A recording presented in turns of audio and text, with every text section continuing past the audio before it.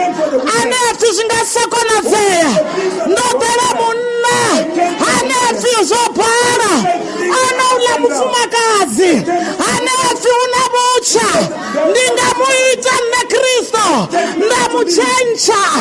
Abakana dimension. Anaula mfumakazi.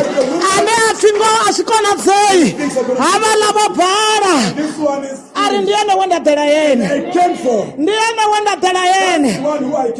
Ba Kristo rikomana Kristo dela mini. What are we able to see the Christ for here? Today. Rinari kabo faho. We don't go to the Ria kabo bononga ungari zorungwa. we go to those who are bad. Yesu Kristo. Jesus. Odela mapofu abone. Came to the blind. Aba saboni. Bako no bona. Vando fana na David. Mari ndi chitu chitifezi. Chinanda chitoba. Ndi chitu chiti.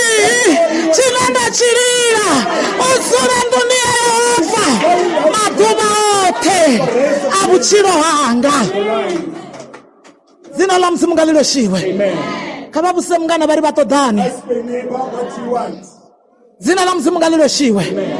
Rushaka la mzimu. The brethren. Riko chira kashipinga zikondaho. Ifila mzimu liri. Nidisa matoka Yesu. Murangi na mufurezi wa rutendo ramu. Vatiba angaba itaba chiraho. Angaba itaba wana mchira musapeli. Zina la mzimu ngalilo shiwe. Musiri hapa. When we are here, una mapofu. the blind. Riko chira kashango. Vako yake rekeni. Go to the church, Marababo. but you cannot see. Amen. Amen. Zina la mzimu ngalilo shiwe. Amen.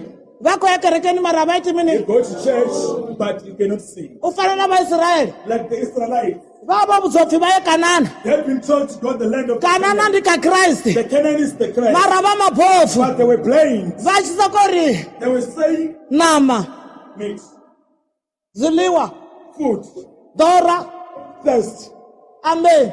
Amen. Adima Kristo panda habo. And as spoke before, Ari ninasuliwa. you have the food, Suwani adiamba ngandila yeneyo. and speak in the different ways. Gaupeti sera. The last word, Alina na taturu. and he cried for the heavenly. Mana wasochi pataturu. And the manna flowed down. Woi mele Kristo. It is time we have the bread. Urindinda I usamkuma. am the bread. What do you want? Because that I mean, Ngauri bokosi anu. because our Wala forefathers, mana sogani. they eat the manna in the wilderness. Aya mafungo wako afesi sana. Do you understand this? Word? Nakache ni chichi gwada. In this group, Joshua na Kalebe. Joshua and the Caleb, Baba bone bofurea that umato. the people who opened the eyes, Vaka ibo Joshua na Kalebe. where are they? Joshua and the Caleb today? Bofurea Who umato are sibisoni.